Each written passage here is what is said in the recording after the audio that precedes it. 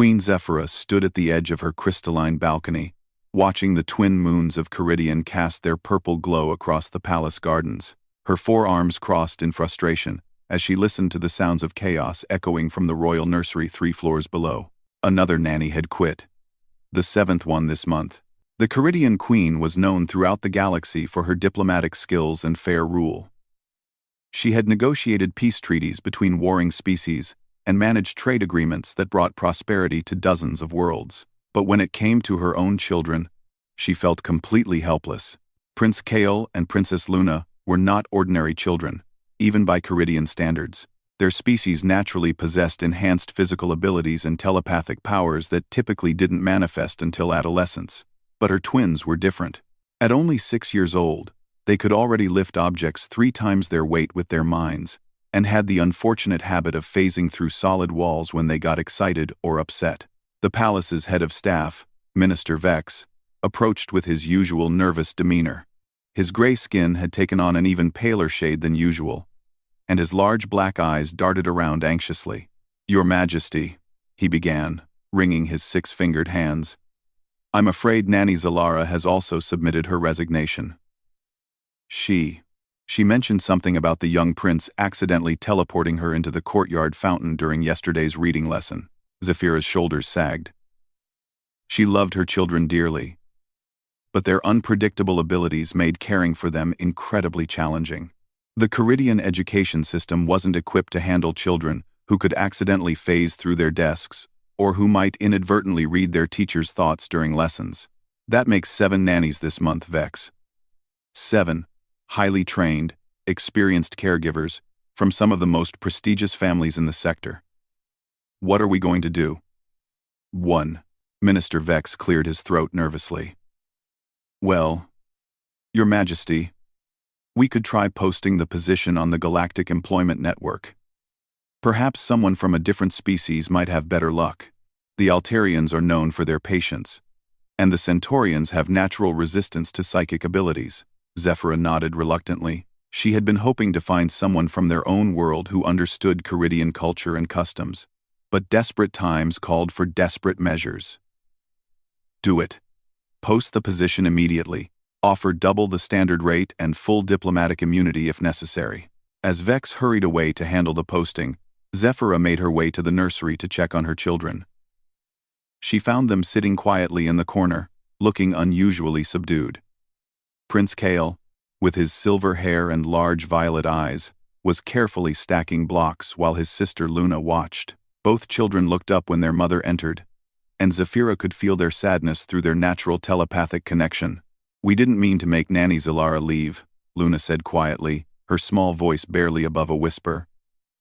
"I was just trying to show her my favorite hiding spot behind the wall." Kael nodded solemnly. "And I only wanted to help her reach the book on the high shelf.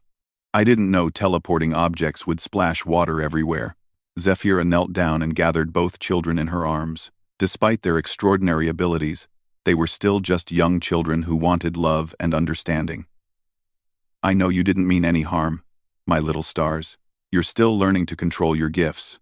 But we need to find someone special to help take care of you. Someone who won't be afraid of your abilities." "Someone who won't leave like all the others?" Kael asked hopefully. "Someone who will stay," Zephyra promised, though she wasn't sure how she could keep such a promise. 3 days later, applications began flooding in through the Galactic Employment Network.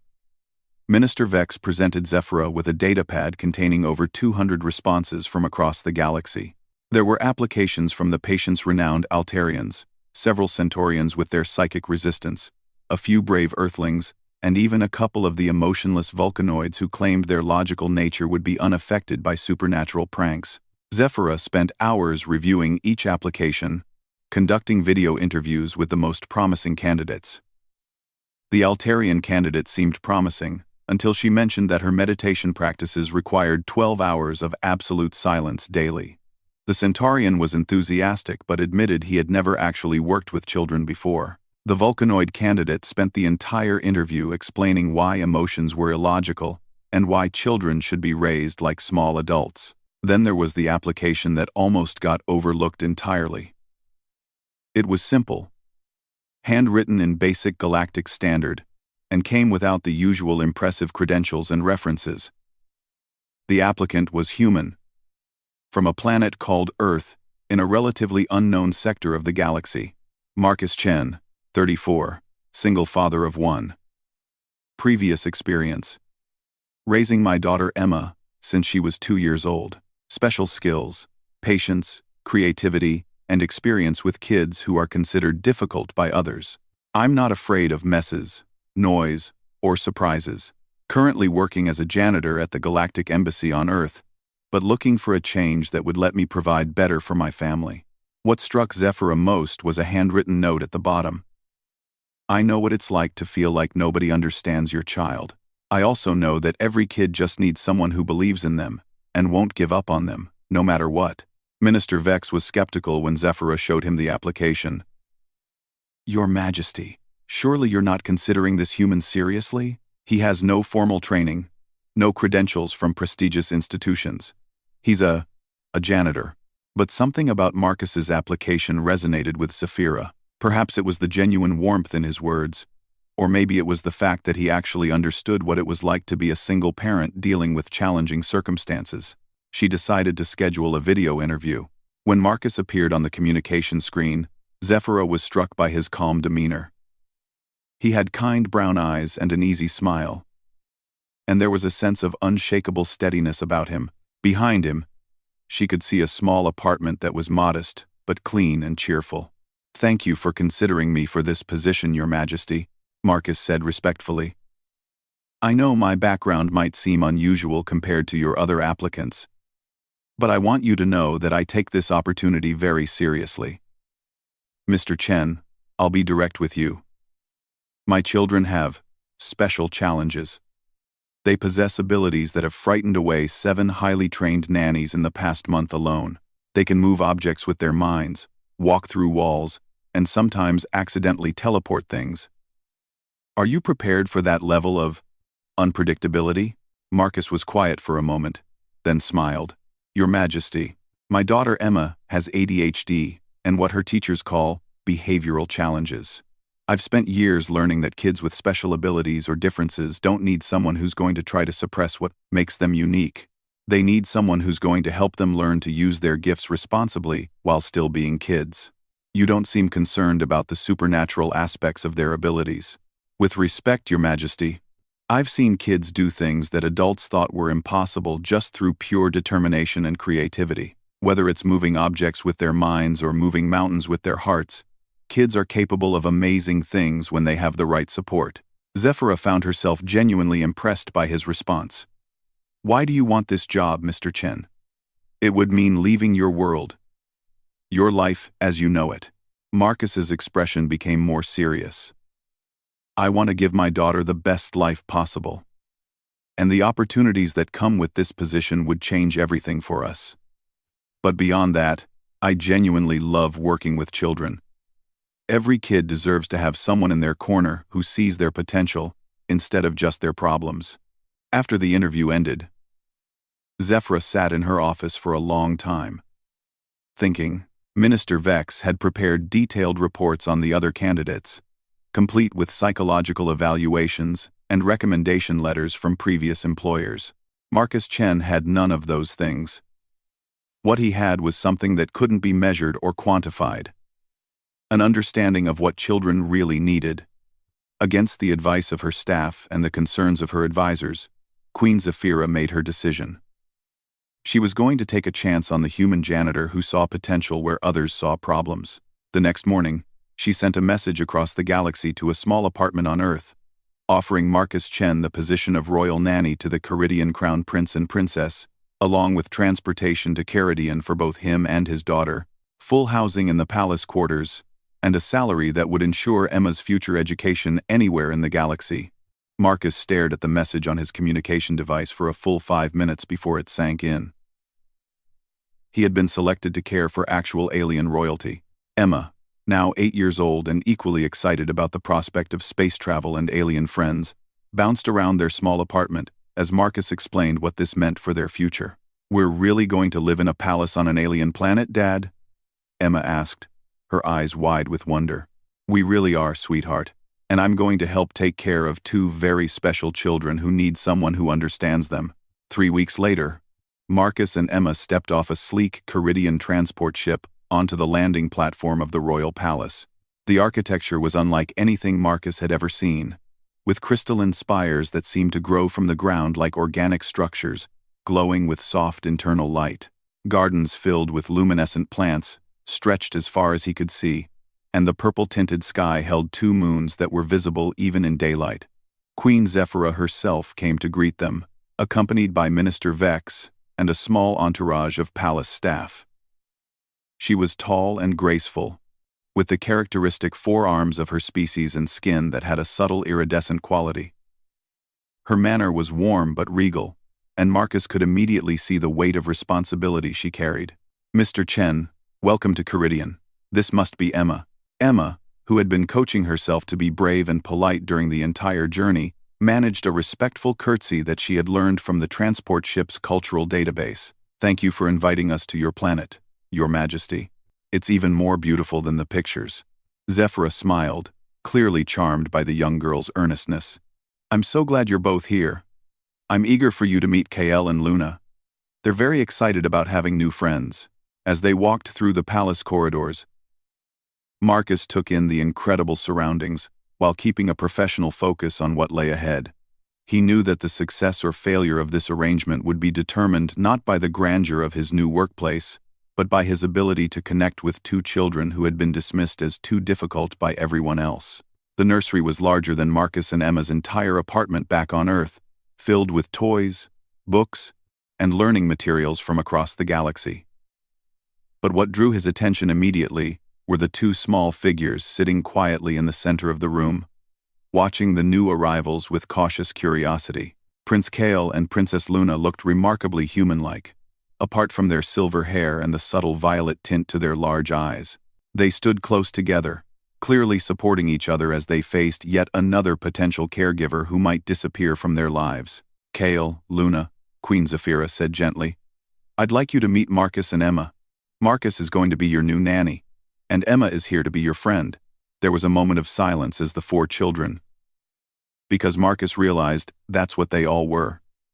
Just children trying to figure out their place in the world. Sized each other up. Then Emma stepped forward with the fearless friendliness that only 8-year-olds possessed. "Hi, my dad told me you can move things with your minds. That's the coolest thing I've ever heard. Can you show me?" Kale and Luna exchanged glances, clearly surprised by Emma's enthusiasm rather than fear. Slowly, Luna lifted her hand, and one of the building blocks across the room began to float through the air toward them. "Wow!" Emma breathed. "That's amazing. I wish I could do that. The coolest thing I can do is whistle really loud and touch my tongue to my nose."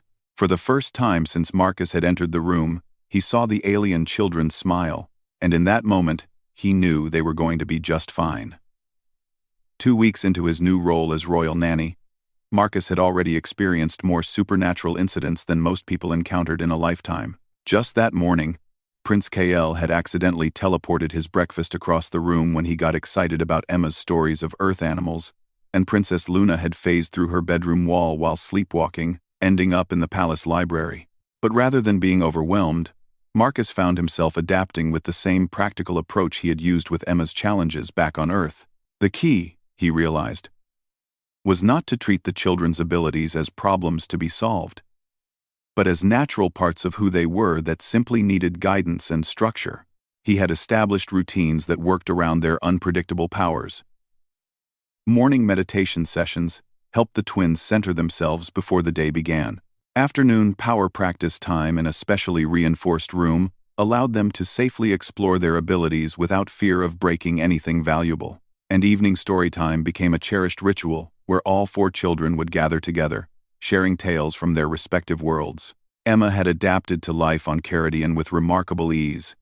She delighted in the floating gardens, the bioluminescent creatures that served as gentle pets throughout the palace, and especially in her friendship with Kyle and Luna. Her acceptance of their abilities helped normalize them in a way that formal training never could have. "Dad, watch this," Emma called out during one afternoon practice session.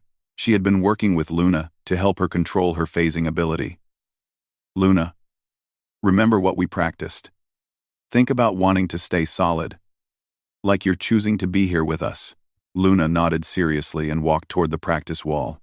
Instead of phasing through it accidentally as she had so many times before, she stopped just before touching it and remained completely solid. I did it! I stayed here! Marcus felt a surge of pride, not just for Luna's accomplishment, but for Emma's natural ability to coach and encourage her new friend. His daughter had found her calling as a teacher and supporter, and it warmed his heart to see her confidence growing alongside her friends. The real test came during the third week, when Queen Zephyra had to leave for an important diplomatic summit on the neighboring planet of Vortex Prime. She would be gone for 5 days, leaving Marcus in complete charge of the royal children for the first time. Minister Vex was clearly nervous about the arrangement. Mr. Chen, you understand that this is an unprecedented situation. No single caregiver has ever been trusted with the royal children's complete care for an extended period. If anything should happen, nothing is going to happen that we can't handle together, Marcus assured him calmly. The children and I have established good routines, and they're learning to control their abilities better every day. But Vex's concerns seemed justified on the very first day of the Queen's absence. The children were clearly anxious about their mother being gone, and their emotional distress caused their powers to become more unpredictable than ever. Kale accidentally teleported the entire breakfast table into the courtyard, dishes and all.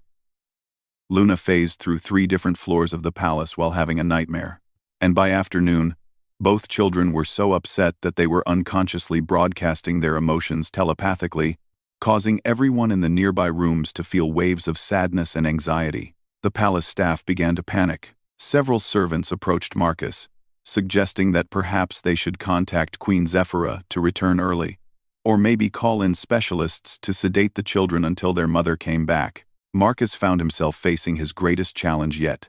But as he watched KL and Luna huddled together in their playroom, tears streaming down their faces as small objects around them began floating erratically, he realized this wasn't really about supernatural powers at all. These were 2 scared children missing their mother, feeling overwhelmed and out of control. He sat down on the floor beside them, not worried about the floating objects or the waves of emotion washing over him. Emma joined him, taking Luna's hand gently. It's scary when your mom has to go away, Marcus said quietly. I remember when Emma's mom had to travel for work, and we both felt worried and sad. Kale looked up at him through his tears. But what if something bad happens while she's gone? What if we break something important or hurt someone with our powers, and she comes back and finds out we're terrible children? Oh, buddy, Marcus said, pulling both children close. You're not terrible children. You're amazing children, who are dealing with abilities that even adults would find challenging.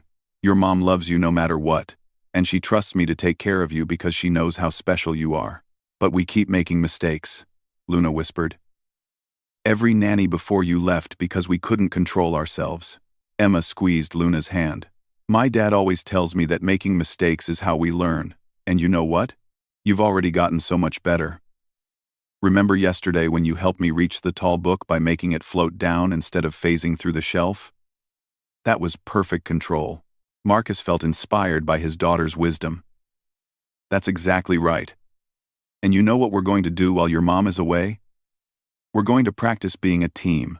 Every time one of your powers gets a little wild, we're all going to work together to handle it.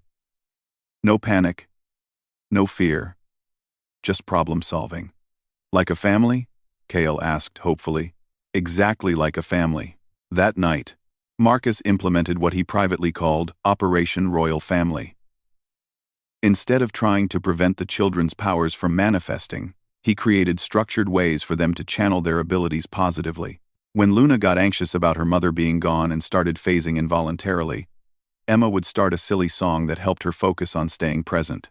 When Kale's emotions caused objects to start floating around him, Marcus taught him to visualize carefully, setting them down like a gentle game. The breakthrough came on the 3rd day, when a genuine emergency tested everything they had learned together. Emma, who had been exploring the palace gardens with her friends, accidentally fell into one of the ornamental pools while trying to get a closer look at the luminescent fish. The pool was deeper than it looked, and Emma, who had never learned to swim very well, began to panic in the water. Before Marcus could even react, both Kale and Luna sprang into action, with perfect control of their abilities. Kale immediately teleported a floating cushion from the nearby seating area, directly under Emma, while Luna phased through the decorative barrier around the pool and solidified herself just as she reached the water, creating a stable platform Emma could grab onto. Working together with seamless coordination, the twins used their powers to help Emma safely reach the pool's edge, where Marcus was waiting to pull her out. The entire rescue took less than 30 seconds, and it was executed with more precision and teamwork than Marcus had ever seen from the children. As he wrapped Emma in a towel and checked to make sure she was unharmed, Marcus realized that something fundamental had changed. The children had used their abilities not as uncontrollable bursts of power, but as natural tools to help someone they cared about. They had worked as a team, supporting each other and thinking clearly under pressure. "Are you okay?" Luna asked Emma anxiously. "I'm fine, thanks to you guys," Emma replied, still catching her breath. "That was like having the best superheroes in the galaxy as best friends," Kale beamed with pride. "We didn't panic. We just helped." "You absolutely did," Marcus agreed. "You both used your gifts perfectly, and you worked together like a real team. Your mother is going to be so proud when she hears about this." That evening, as Marcus tucked all three children into their beds, he reflected on how far they had all come. Kale and Luna no longer saw their abilities as frightening or shameful things that drove people away. Instead, they were learning to see them as special gifts that could be used to help and protect the people they loved. Emma had found her own special role as the bridge between worlds, the friend who helped normalize extraordinary circumstances with her matter-of-fact acceptance and creative problem-solving. She had grown more confident and mature, developing leadership skills that would serve her well in whatever future she chose. When Queen Zafira returned from her diplomatic mission 2 days later, she was amazed by what she found.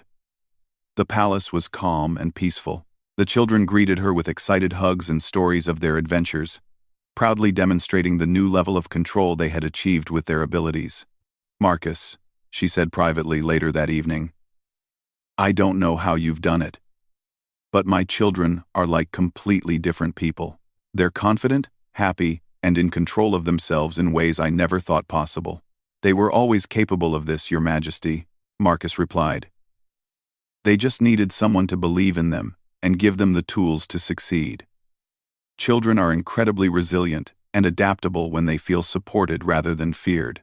Minister Vex, who had been skeptical of the human nanny from the beginning, approached Marcus the next morning with an official-looking document. "Mr. Chen, I owe you an apology. I was wrong to doubt your qualifications. In fact, I've been in contact with the Galactic Child Development Council, and they would like to document your methods. Several other royal families with challenging children have inquired about your services." Marcus smiled but shook his head politely.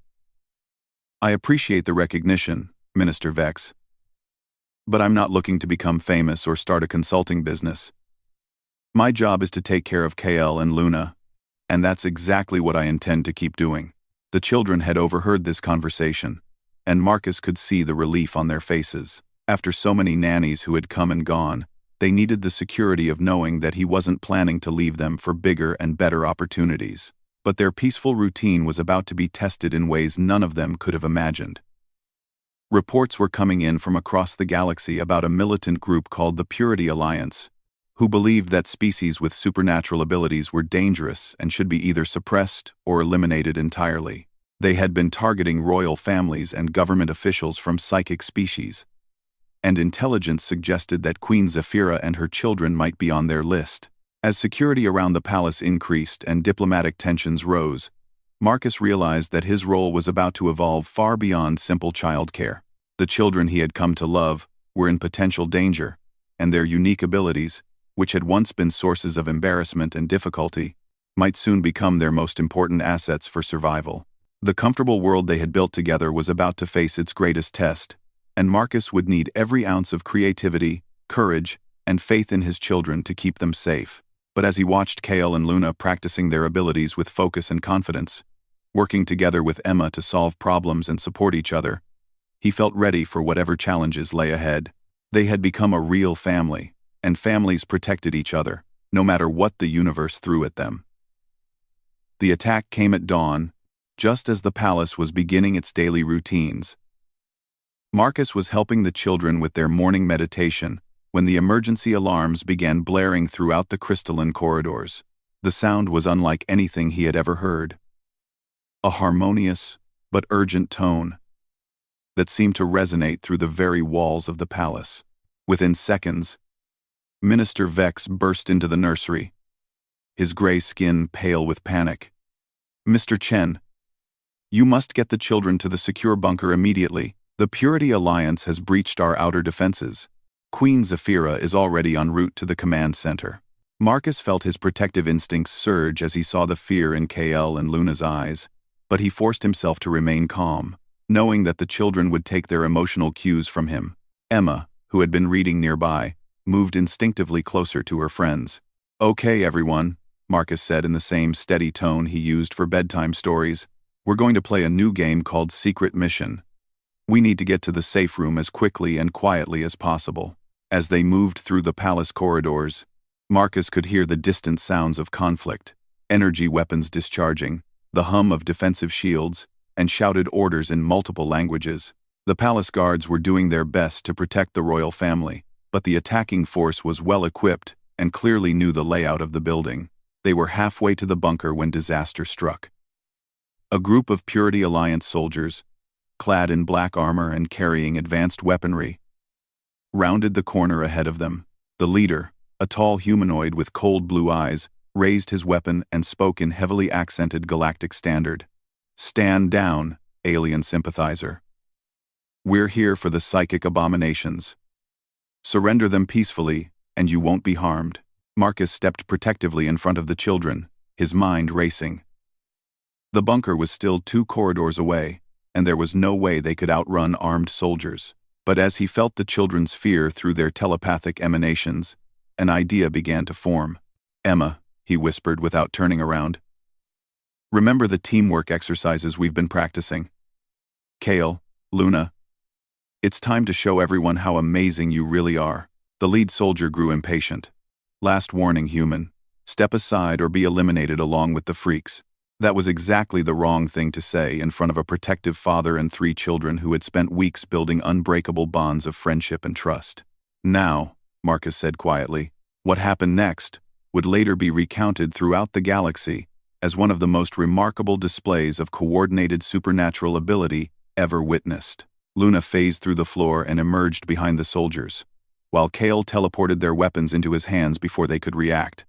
Emma, who had no supernatural powers but possessed something equally valuable, complete faith in her friends, shouted directions and encouragement that helped coordinate the twins' efforts perfectly. "Luna, 2 more coming around the left corner. Kale, the tall one is reaching for a backup weapon." Working with precision that amazed even Marcus, the children disabled the entire squad of soldiers without seriously injuring anyone. Kale teleported their communications equipment away to prevent them from calling for backup, while Luna phased their ammunition clips out of their weapons and into a nearby storage room. Within 3 minutes, 6 heavily armed soldiers were sitting on the floor, completely disarmed and looking stunned. Emma stood over them with her hands on her hips, looking remarkably like a tiny general. "That's what you get for calling our friends freaks," she declared indignantly. Marcus couldn't help but smile, even in the midst of the crisis. "Excellent work, team. Now let's get to the bunker before any more show up." But as they continued toward safety, Marcus realized that something had fundamentally changed. The children were no longer afraid. Instead of cowering from their abilities or worrying about losing control, they had used their powers with confidence and precision to protect each other. They had become exactly what they were always meant to be.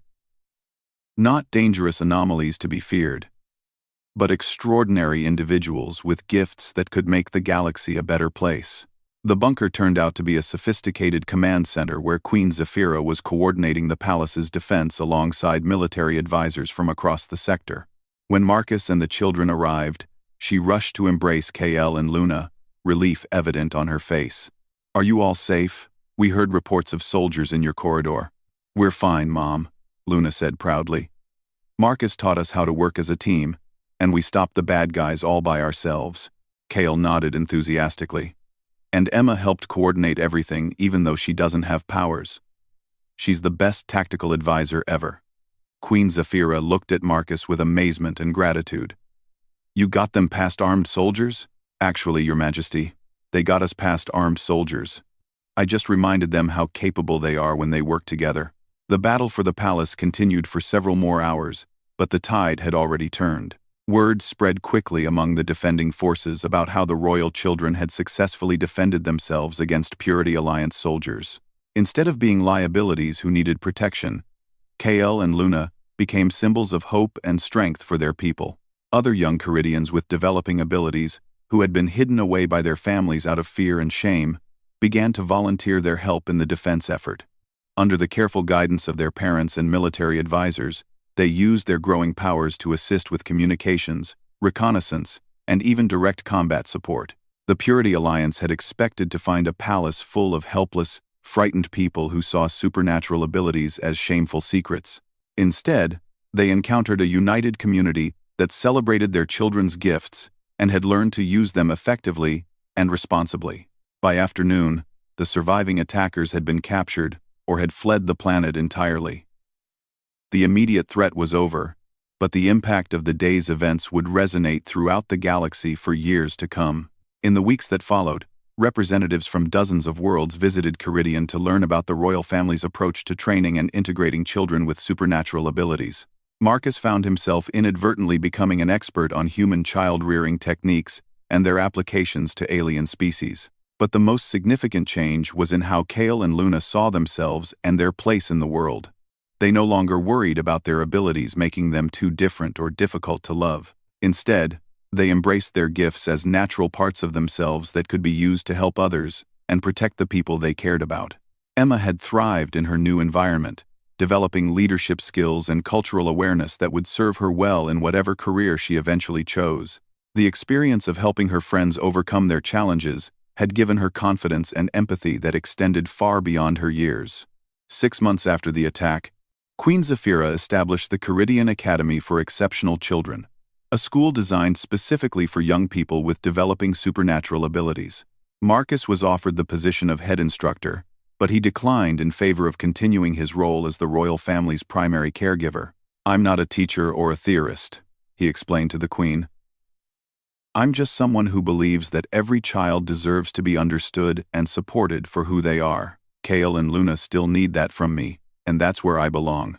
The academy did thrive, however, with Emma eventually taking on a junior teaching role, helping newly arrived students adapt to their training, just as she had helped Kael and Luna adapt to theirs. As the years passed, the story of the human nanny who helped 2 alien royal children embrace their gifts became legendary throughout the galaxy. But for Marcus, the greatest reward was much simpler. Watching Kael, Luna, and Emma grow into confident, capable, compassionate young people who saw their differences not as obstacles to overcome, but as strengths to be celebrated. One evening, as he tucked the children into their beds as he had done hundreds of times before, Luna asked him a question that had been on her mind. "Marcus, do you ever miss your old life on Earth, before you came to take care of us?" Marcus thought carefully before answering. "I miss some things about Earth, sweetheart.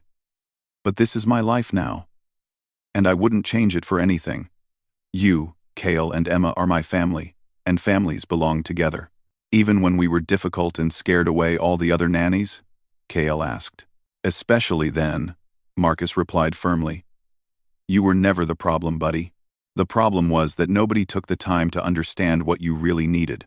You needed someone who would see your abilities as gifts instead of problems, and who wouldn't give up on you when things got challenging." Emma, now 11 and wise beyond her years, smiled from her bed across the room. "Dad always says that the best families are the ones you choose, not just the ones you're born into." "That's exactly right," Marcus agreed. "And I choose you 3, every single day." Years later, when Prince Kael became a renowned diplomat who used his telepathic abilities to facilitate understanding between species, and Princess Luna became a brilliant scientist who used her phasing powers to explore previously unreachable research environments, and Emma became the first human ambassador to the Caridian court. They would all credit their success to the lessons learned during those early days with Marcus. But the most important lesson wasn't about controlling supernatural powers or navigating alien cultures. It was about the transformative power of unconditional acceptance, patient guidance, and the unshakable belief that every child, no matter how different or challenging, has the potential to be extraordinary when they're given the love and support they need to thrive. The human janitor who took a chance on caring for alien royalty had discovered something that no amount of formal training could teach: that at the end of the day, all children want the same things: to be understood, to be valued, and to know that someone believes in them enough to never give up on them. And sometimes, when you give a child that gift, they grow up to change the galaxy.